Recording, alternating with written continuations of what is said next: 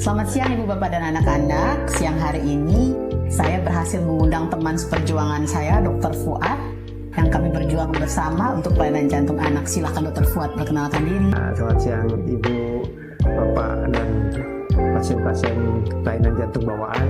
Saya Dr. Fuad Jindan, dokter spesialis bedah toraks, kardiak, dan vaskuler. Saya saat ini berdinas di dinas yang sama dengan Dr. Sherry. Kami bersama-sama melayani program untuk pasien-pasien dengan kelainan jantung bawaan di Riau, Pekanbaru khususnya. Dr. Fuad, kalau kita mendengar kata-kata operasi bedah jantung anak, itu pasien-pasien jantung anak khususnya penyakit jantung bawaan seperti apa sih yang harus dilakukan operasi? Secara prinsip pasien-pasien yang dibutuhkan untuk tindakan operasi yaitu pasien-pasien yang memang sudah terdiagnosa secara jelas oleh dokter jantung anak seperti Dr. Sherry, dan juga sudah mulai adanya gejala-gejala yang membutuhkan koreksi kelainan bawaannya pada jantung tersebut secara pembedahan. Itu yang sering datang dan perlu dilakukan penjadwalan operasi. Ya, biasanya yang saya rujuk ke Dr. Fuad yang kalau Bapak Ibu yang berat badannya tidak naik-naik, kemudian bolak-balik anak tersebut mengalami radang paru.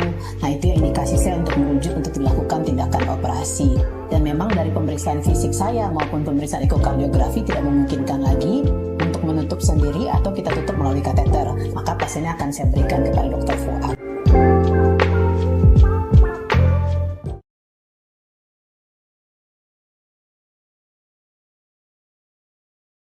Nah, Dr. Fuad, kalau dibilang operasi bedah jantung anak itu sebenarnya seperti apa sih? Ada yang bilang pakai mesin, jantungnya dibuka. Boleh kasih gambaran sedikit nggak? Secara prinsip, kalau kelainan jantung bawaannya itu perlu dilakukan pembedahan atau membuka rongga jantung, maka kita memerlukan mesin untuk menggantikan fungsi jantung dan paru-paru selama kita melakukan operasi. Sehingga fungsi sirkulasi darah, oksigen tetap terjamin selama dilakukan operasi.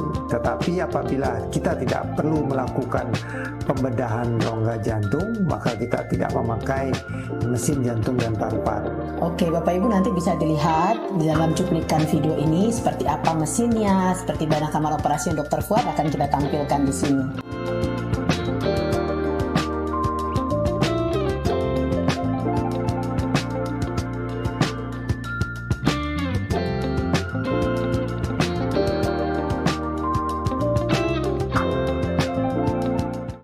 Dr. Fuad, biasa kalau operasi bedah jantung anak itu berapa lama sih tindakannya? Kita batasi dulu untuk VSD dan ASD. Operasi rata-rata untuk kasus yang simpel, artinya tindakannya itu tidak kombinasi, biasanya itu kurang lebih 5-6 jam total operasi. Dari mulai pembiusan sampai pasien selesai pindah dari kamar operasi menuju ruang ICU bedah jantung.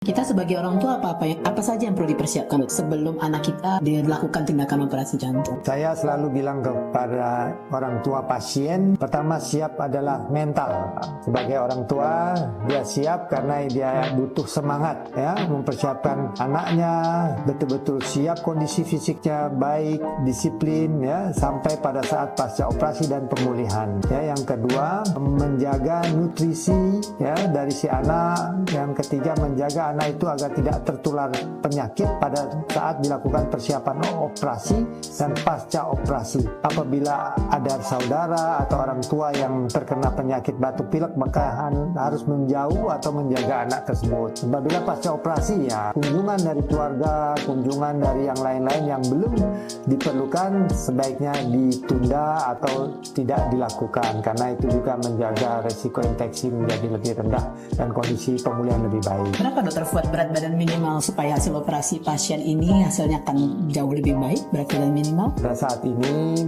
untuk khusus yang dilakukan operasi di Pekanbaru menyesuaikan dengan kondisi kemampuan dan kesediaan alat yang kita punya, maka minimal berat badan itu adalah 8 kilo. Oke Bapak Ibu, 8 kilo ya berat badan minimal. Jadi Bapak Ibu harus berusaha keras untuk menaikkan berat badan anaknya supaya bisa hasil operasinya akan jadi lebih baik.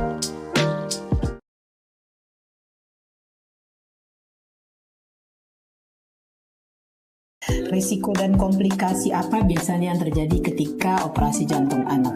Risiko dan komplikasi itu banyak tergantung dari kondisi jantung si anak. Pertama kali, derajat berat dan ringannya penyakit si jantung anak. Yang kedua, risiko fungsi dari paru-paru dia. Yang terakhir juga risiko dan fungsi dari organ-organ si anak pada saat dia dilakukan atau persiapan untuk operasi.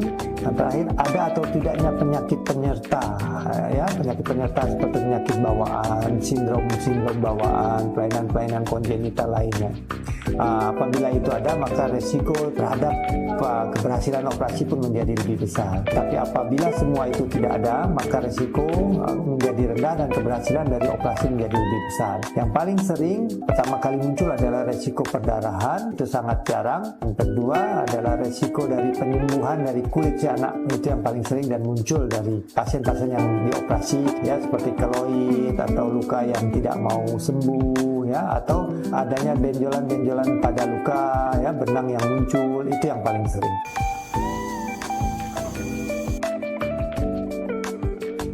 Dan risiko yang lain yang juga sangat jarang adalah gagalnya jantung memompa, itu pun sangat jarang.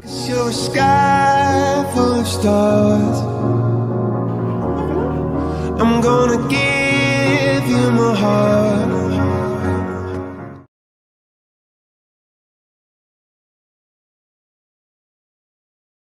Biasa kalau untuk waktu perawatan kita membutuhkan waktu berapa hari Dr. Fuad di ICU, kemudian pindah ke ruang rawat inap itu butuh waktu berapa hari ya? Secara rutin biasanya fase kritis pasca operasi itu 2 kali 24 jam dan itu dipantau di ruang ICU khusus bedah jantung anak. Setelah pasien melewati fase kritis tersebut dengan baik, maka dia akan dipindahkan ke ruang rawat inap biasa khusus anak-anak, di mana disitulah mulai fase pemulihan. Nah, di sini peran orang tua sangat penting, karena orang tua harus merawat anaknya, menyemangati anaknya, dengan memberikan nutrisi yang baik, melatih anaknya untuk mulai mobilisasi, pergerakan dini. Jangan anaknya takut dibiarkan di tempat tidur saja, tapi anak mulai dilatih untuk bergerak, belajar duduk, belajar berjalan, belajar ke kamar mandi. Apabila itu dilakukan dengan baik, maka fase pemulihan ruang rawat inap pasca operasi itu biasanya 5 hari. Di total rawatan itu kurang lebih dari mulai dia masuk operasi sampai dia keluar rumah sakit pasca operasi rata-rata 7-8 hari. Biasa pasca operasi ada fisioterapinya Dr. Fuad ya. Oke Bapak Ibu, nanti saya akan bahas dalam sesi terpisah bagaimana fisioterapi anak pasca tindakan operasi jantung.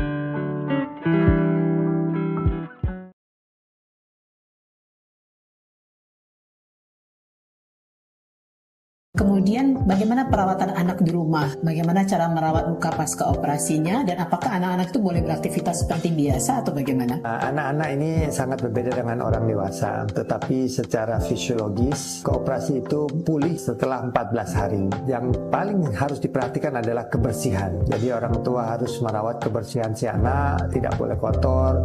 Mobilisasi boleh, yang tidak boleh adalah yang berlebihan. Seperti lompat-lompat di kasur, atau manjat-manjat atau berguling-guling, karena pemulihan sempurna itu biasanya kurang lebih 3 bulan.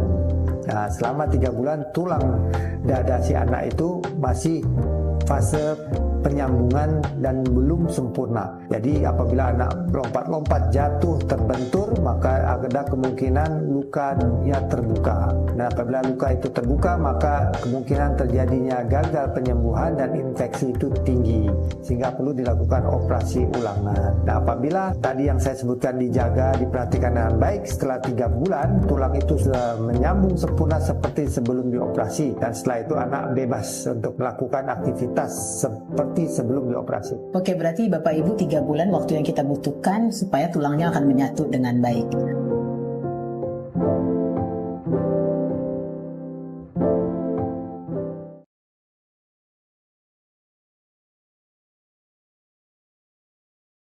Dr. Fuad, bagaimana kalau pasien dewasa dengan penyakit jantung bawaan, apakah tindakan operasi sama seperti anak?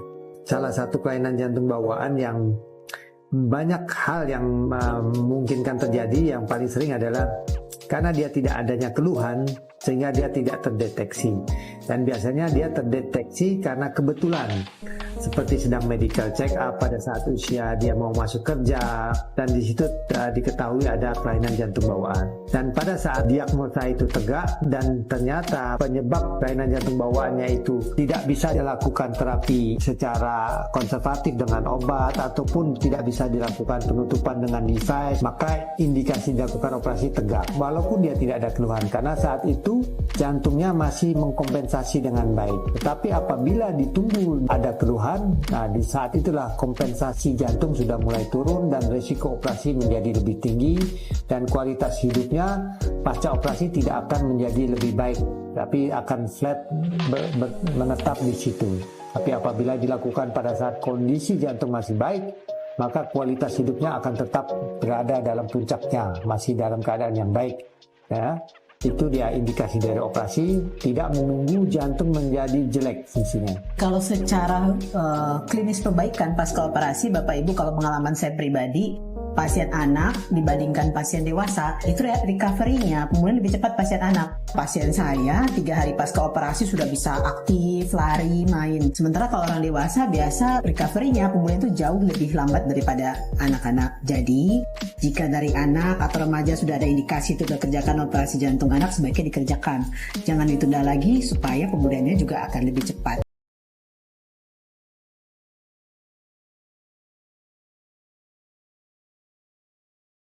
Nah, Dokter Fuad, kalau untuk operasi bedah jantung yang minimal invasif itu seperti apa?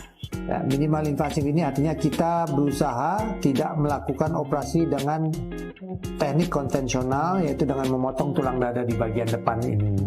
Tujuannya adalah satu, nyerinya menjadi lebih sedikit, dan kedua, resiko komplikasinya menjadi lebih ringan dan pemulihannya lebih cepat. Kalau konvensional mungkin sebulan sampai 3 bulan pemulihan, tapi dengan minimal invasif dia 14 hari sampai sebulan sudah pulih dia. Sudah bisa bawa kendaraan untuk yang dewasa, untuk anak-anak dia sudah bisa sekolah segala macam ya. Dan terakhir secara kosmetik lebih baik. Tapi pasien tidak melihat lukanya, karena lukanya itu tersembunyi di bawah dada sebelah kanan atau dada sebelah kiri ataupun di bawah dari ketiak lengan kanan. Jadi kalau yang konvensional dia akan lihat lukanya setiap dia bercermin, dia akan lihat lukanya, dan itu secara psikologis akan punya efek secara tumbuh kembang. Nah, apalagi kalau luka penyembuhannya itu ada keloid atau penyembuhannya kurang baik, itu juga menambah efek psikis anak atau orang pasien dengan kelainan jantung menjadi lebih berat. Jadi kan Dokter Fuad bilang jantungnya nggak dibuka, terus bagaimana Dokter Fuad cara melihat jantungnya kalau minimal invasif?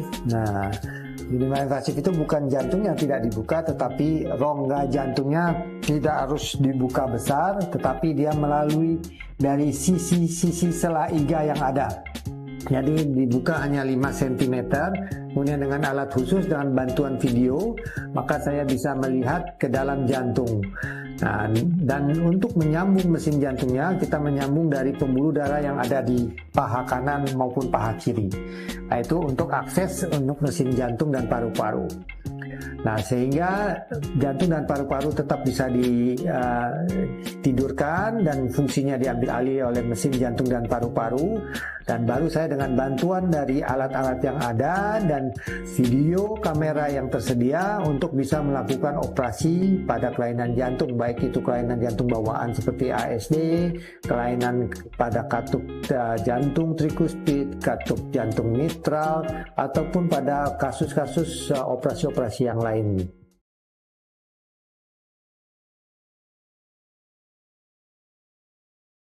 Nah, Dokter Fuad, pertanyaan yang paling banyak lagi ya Bapak Ibu pasti bertanya apakah biaya operasi ini ditanggung oleh BPJS atau bagaimana cara lain untuk supaya anak kita bisa dioperasi jantung?